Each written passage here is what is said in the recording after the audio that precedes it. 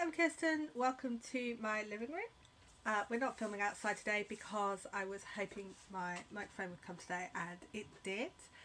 And the cables came and one of the adapters doesn't work with my phone. So we're filming inside where hopefully the sound will be a bit better, and I'm giving you my wrap up. My wrap up for May. It's my wrap up for May. I had a really exciting month. My first ever race with a medal, or run with a medal, which from the Hogwarts Running Club.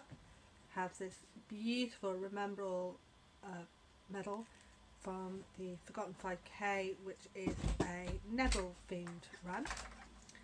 I saw seals in Norfolk and I went to Denmark, and I started this. So hi, if you're new here, welcome. If you're not new here, welcome. Lovely to see you as always. And here's what you really want to know: what I've been reading, what I've got, what I didn't finish. So we'll start with the books which I've got, which I haven't read yet and which haven't appeared in another video. So I'm going to start with this one, the Amanda Brown Omnibus, Family Trust and Legally Blonde. I love the musical of Legally Blonde. I haven't seen it live, I've just seen it on film. I didn't know there was a book until someone mentioned it recently on Facebook, and so I had to have it. Love the film. Family Trust is about a workaholic and a tennis player, I'm not really sure, some kind of sports bod, who end up in some mysterious way sharing the guardianship of a 4-year-old. So I'm not really sure what it's about, but it looks like it could be fun. The next is The Revenge of Seven by Pittacus Law. Read all the earlier Pittacus Law as they came out. Loved them. Kind of forgot about this one. Never read it. Was looking at books on the shelf the other day going, I wonder whether there was another one. And here it is. Lorelei. It's a paranormal romance which with mermaids. I'd completely forgotten about it. I picked it up on a 50p book table. Got home, went to put it in Goodreads, and discovered it had been my Goodreads for a couple of years. Want to read. So it's really pretty. Look, it's got these lovely scales all over. So I'm really excited about that. Laini Taylor, Strange the Dreamer. I missed this one coming out. Look, it's gorgeous. Absolutely loved Daughter of Smoke and Bone and the whole trilogy. So I'm really excited for this one. The Dream Chooses a Dreamer. That's the premise. There's God slaying and I don't even know. So that's what I picked up for the name of the author. And Children of Blood and Bone by Tomi Adeyemi. Tomi Adeyemi is a Nigerian American author. The book is based around West African mythology, and again it's gorgeous. Look at all the waves of hair with just kind of textures. And so the back said, they killed my mother, they took our magic, they tried to bury us, now we rise. It sounds so excited. You lot have been really excited about it. I'll get to that really soon. And what I read. So to start off with, I'm going to talk about what my children recommended. What I've been reading with my children. My eldest recommended The Night Manager by John le Carré, which I will of course get to, but I didn't get. It's because I was asking about spy books in my first video. I didn't like my first recommendation, which I'll get to in a bit, so I wanted to give it a bit of a break, but I do have that. I didn't read it, sorry. My middle child and I have been reading the Gabriella from series from American Girl, and we just finished up the 3rd book, which was amazing. It's just so full of poetry, and it led us into little rabbit holes of discovering other poets. It's wonderful. And dance. My youngest, we've been reading Harry Potter. We've been reading on audiobook Harry Potter, and we finished The Philosopher's Stone, and it's amazing watching your child grow and learn things that you've loved all along. And this is my 3rd time through, obviously, with the introducing a child to Harry Potter, and he loved it. We kept having to go back and listen to bits again because he just needed that little bit of extra to get all the little nuances. And we've compared it to the film and all that. So now I'm going to show you the books. Before I start, I just want to say sorry because I told you we'd be reading a lot of diverse genres, and I read half the books I read were fantasy. So my aim for June is to read less overwhelmingly fantasy. But the first book I read was No Future Without Forgiveness by Desmond Tutu. Now, this is the workings of the Truth and Reconciliation Commission of South Africa, and it's all about the horrible things that happened and how they can move past it. It's all about mercy and reconciliation, and it's a really hard read, but it's also a really positive, hopeful read. So I'd recommend that if you're interested in South African history or recent history, and in particular if you're interested in watching how other people do justice and mercy. The second was The Dark Prophecy by Rick Riordan. It's the Trials of Apollo. I also read the third book in the series, which is called The Burning Maze. I absolutely love Apollo. The cover's a mess. I don't know why you can't get a decent artist, but there you go. I love Apollo. He's, in particular in this one, he's so irritating, but in a good way. The third book, he was more reasonable. I didn't like the third book as much as the second book, but I'm really glad I read them both, and I'd highly recommend Rick Riordan if you've any interest in mythology or mysteries or children's fantasy at all. Love it. The next thing I read was Six of Crows by Leigh Bardugo, which when I first read it I was like, oh, okay, it's a fantasy heist, it's okay, it's nothing special, but I keep thinking about it, and I think that's the mark of a good book sometimes. Keep on thinking about it, and I highly recommend that. If you like Delight of Loch Lamora, then I would highly recommend you give it a go. If you liked Six of Crows, give Loch Lamora a go. Then we got A Darker Shade of Magic by V.E. Schwab, which again has been lingering in my mind. Kel is just amazing as a main character. It's got a great small supporting cast of characters.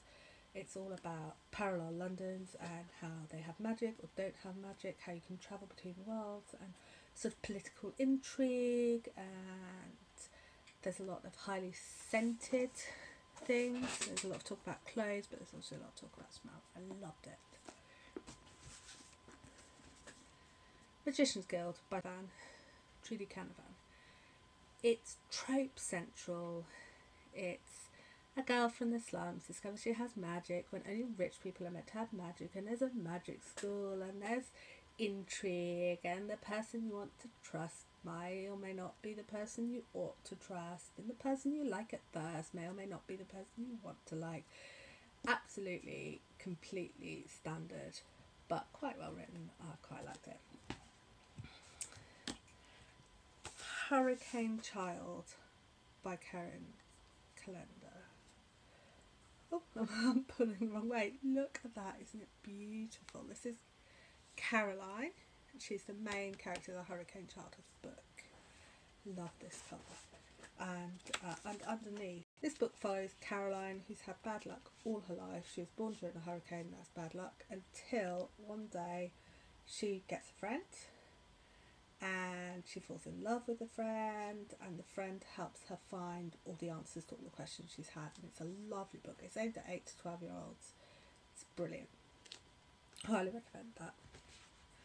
Now the next one was a recommendation because I asked for spy books, and oh my goodness, I hated it. I thought for a minute that the protagonist was going to be interesting. Well, I was wrong. I even thought there might be a female character. Wrong. There is a female character. She doesn't do much of any interest. She's just there to look pretty.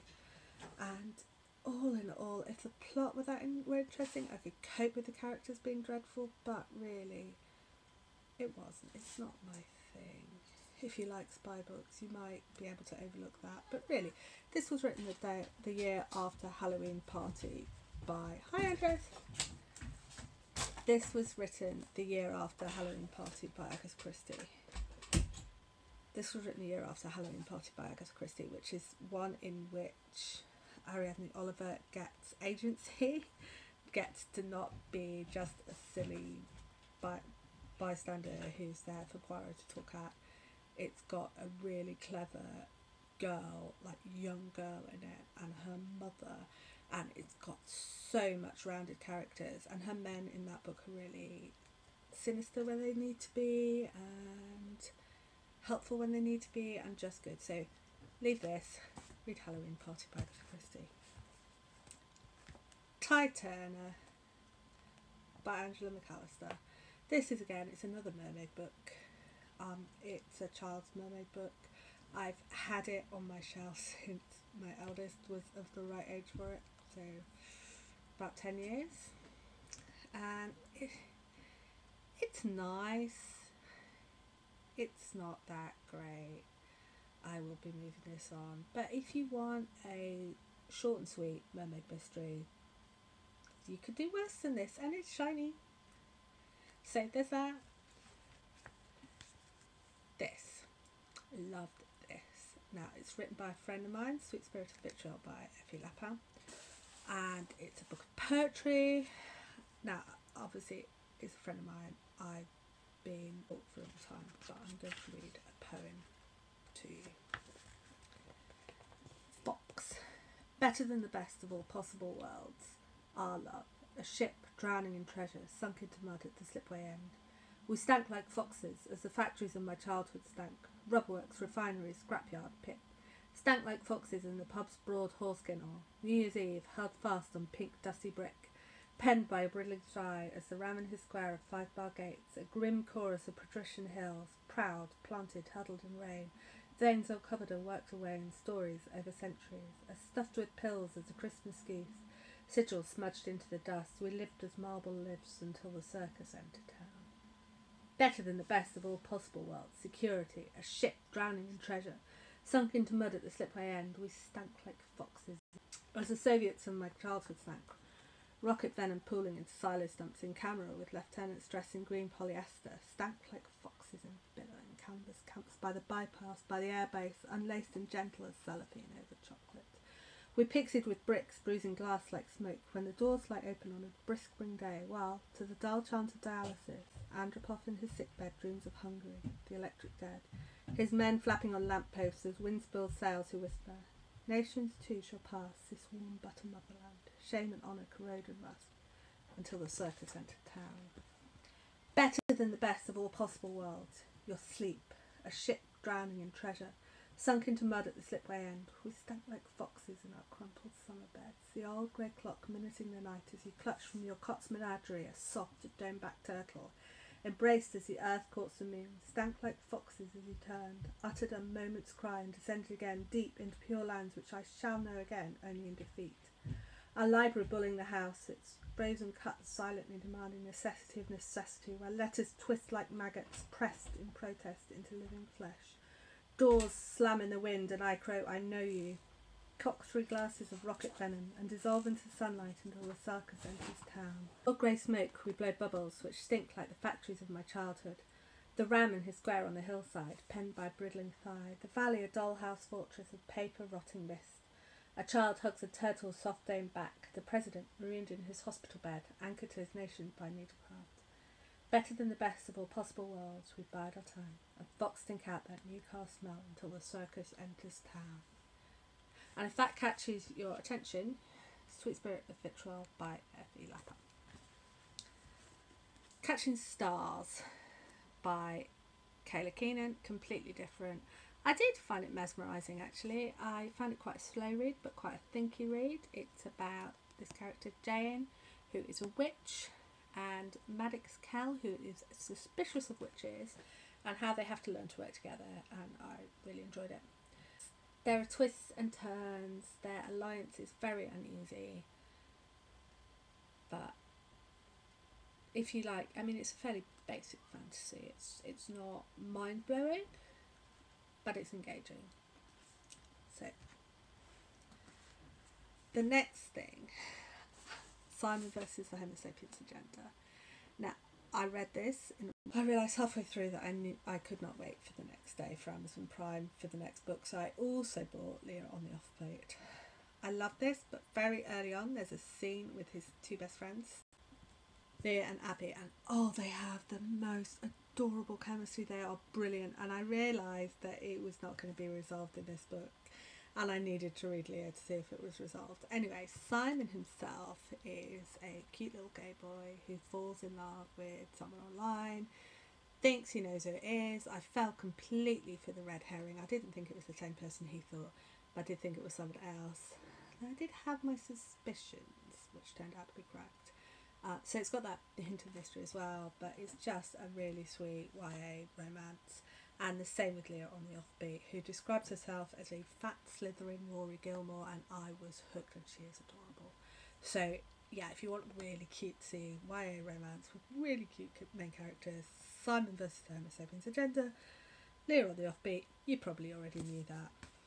Now, when we were in Denmark, myself, my husband and my boyfriend, all in the same hotel room, reading The Gentleman's Guide to Vice and Virtue and by Mackenzie Lee, and it was brilliant. I love that. I don't know why we don't do that more often. I love that. I don't know why we don't do that more often. I mean, not the Denmark bit, the bit where we read the same books and talk about them. And yeah, it's Regency, YA romance, queer romance. That's probably all you need to know. It addresses absolutely every prejudice I could think of, although you might think of another, I don't know. It's got a widely diverse cast of characters, but the trio who are the main characters are just wonderful. I mean, it's a rake and his sensible friend and his clever sister, who gets her own book apparently soon, I think.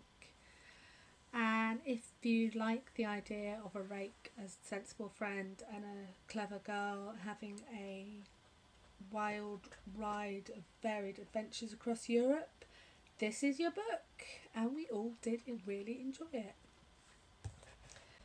The other thing I read was How to Marry a Werewolf by Gail Carriger, which again is paranormal romance set in her normal urban fantasy world, and it's an American who has been ruined in America and is sent to marry a werewolf as the only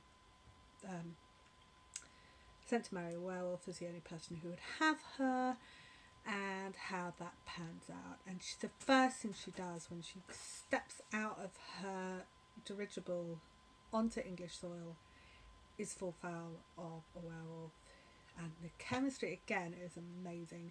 And if you've met that particular werewolf in other books, you would not. It gives a softer side to Major Channing of the Chesterfield Channings, and yeah, it's brilliant. I loved it. I love Gail Carriger. I will read anything she writes as soon as it's out, and I guess I recommend the same to you. And all her paranormal romances are fairly standalone, although they're in the universe, so you can just pick them up. And the last book I read this month was The Caves of Steel by Isaac Asimov, which is a police procedural in a sci-fi universe, so it's kind of a sci-fi crime book.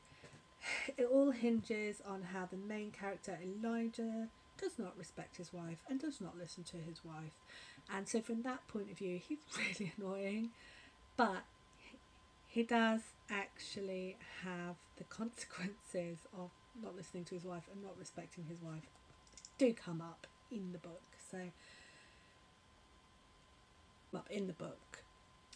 So if that sounds like your kind of thing, if you like police procedurals, if you haven't read this one, it's the earliest one, so it's the earliest one worth picking up. And the last thing I have for you is the books I DNFd, and there are two of them. The first is Johannes Cabal, The Necromancer, which thankfully my husband pointed out was a present for him, not for me, so I don't have to feel bad about not finishing it.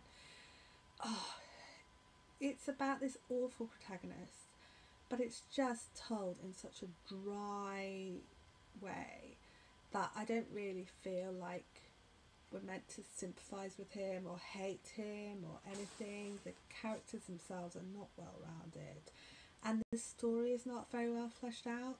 So if that sounds like your thing, I'd recommend A Dangerous Energy by John Whitbourne instead, which has all the same issues of a terrible, horrible magic user as the protagonist, but it's actually written in a really engaging way. And Men Without Women by Haruki Murakami. I love Haruki Murakami. I've loved every other book he's written, but this one, oh, it's all about men disrespecting women and then being surprised when they're left sad and lonely. And while it's quite satisfying that they are left sad and lonely, quite frankly, I did not feel like I needed to read so many stories about that, so I will be passing this one on.